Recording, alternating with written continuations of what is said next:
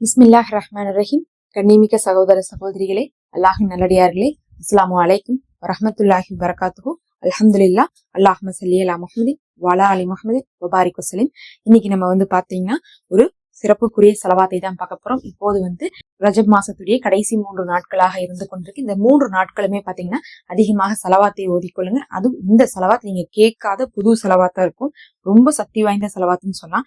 இதை ஓதுறீங்கன்னா அணுவாக நீங்க கொஞ்சம் கொஞ்சமா ரசிச்சு நபியின் மீது செலவாத்து சொன்ன உங்களுக்கு எல்லா விஷயங்களும் இனி நடக்கக்கூடிய ரஜபு, ஷாபானு, ரமலானு, அதுக்கப்புறம் வரக்கூடிய விஷயங்கள் கூட அல்லாஹ் உங்களுக்கு லேசாக்குவான். அடுத்த ஒரு 90 நாட்களுக்குமே அதுவும் இதனுடைய அர்த்தம் கேட்டா நீங்களே வியந்துருவீங்க.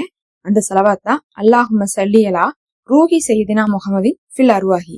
யா அல்லாஹ், நபியின் ரூஹின் மீது நீ செலவாத்தை பொழிவாயாக, மற்ற அனைவரின் ரூஹை விட அதிகமாக அப்படின்னு கேக்குறோம். சுப்ஹானல்லாஹ். ஒவ்வொருத்தவங்களுக்கும் ரூஹ் இருக்குன்னு நமக்கு தெரியும்.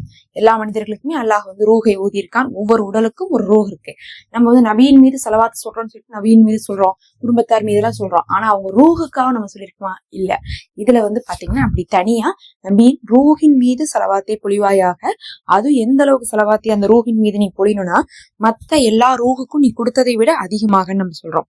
அதனால இது ரொம்ப சிறப்புக்குரிய செலவாத்து. அடுத்தது அதோடைய கண்டினியூவேஷனா அல்லாஹும்ம ஸல்லி அலா ஜஸதி சையதினா முஹம்மதின் ஃபில் அஜ்சாதி. அப்படின்னா நபியின் உடலின் மீது செலவாத்தை பொழிவாயாக, மத்த உடல்கள் மீது நீ பொழிந்ததை விட அப்படின்னு அர்த்தம்.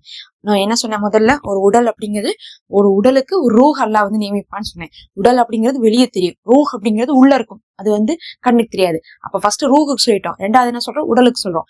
அப்ப நபியின் உடல் மீது, அந்த திரு உடலின் மீது எல்லா உடலுக்கும் நீ கொடுத்த சாந்தியை விட அதிகமான சாந்தியை, ரஹ்மத்தை அதுக்கு அந்த உடலுக்கு நீ கொடுப்பாயாக நபி ஸல்லல்லாஹு அலைஹி வஸல்லம் அவர்களுக்காக கேட்கிறோம். அடுத்தது இப்ப அந்த உடல ரூஹ் எங்க இருக்குது? கபூர்ல இருக்கு. அதனால அல்லாஹும்ம ஸல்லி அலா சையதினா முஹம்மதின் ஃபில் குபூரி, இன்னும் அவர்களுடைய கபரின் மீது நீ சாந்தியை புரிவாயாகன்னு கேக்குறோம். இதுவரை நபியின் மீது சாந்தின்னு பேசிட்டு இருந்தோம். ஆனா இந்த செலவாத்துல எல்லாம் பார்த்தா உடலின் மீது, ரூஹின் மீது, கபரின் மீது நீ சாந்தியை புரி, எல்லா கபரை விட அதிகமாக அப்படிங்கிறோம். இதுவரையும் எத்தனையோ கபர்கள் இருந்திருக்கு. ஆதம் அலைஹிஸ்ஸலாம் அவர்கள் ஆரம்பிச்சு முதல் மவுத் யாருன்னு பார்க்கும்போது ஆதம் அலைஹிஸ்ஸலாம் அவர்களுடைய மகன் தான் மவுத்தாராரு. அதுக்கப்புறம் தான் ஆதம் அலைஹிஸ்ஸலாம் அவர்களே மவுத்தாராங்க. அப்ப முதல் மவுத்துல இருந்தே அல்லாஹ் என்ன பண்றா, கபூர்ல புதைக்கிறத காட்டுறான். மண்ணை தோண்டி புதைக்கணும்னா எப்படின்னு சொல்லிட்டு அல்லாஹ் ஆதம் அலைஹிஸ்ஸலாம் அவருடைய காலத்திலேயே காட்டுறான். அப்ப இருந்தே பாத்தீங்கன்னா அல்லாஹ்வை வணங்கக்கூடியவர்கள் எந்த வழியிலுமே என்ன பண்ண மாட்டாங்க, ஜனாசாவை அழிக்க மாட்டாங்க, மண்ணுக்கடியில் தான் போடுவாங்க. ஏன்னா மண்ணுல இருந்து வந்தவங்க மண்ணுக்கே போயிருவாங்க. அதனால மண்ணுக்கடியில இருக்கக்கூடிய அந்த கபூர் இருக்கு பாருங்க, அந்த கபூர் அப்படிங்கிறது எல்லாருக்குமே இருக்கு. ஆனா எல்லாரை விட அதிகமாக நபியுடைய கபருக்கு செலவாத்தை கேட்கிறோம். கடைசியா அவங்க குடும்பத்தாருக்கும் கேட்கிறோம். வாலா ஆலிஹி வஸஹபிஹி வஸல்லம், அவர்களுக்கும் அவங்க குடும்பத்தாருக்கும் நீ சாந்தியை புரிவாயாகன்னு கேட்கிறோம்.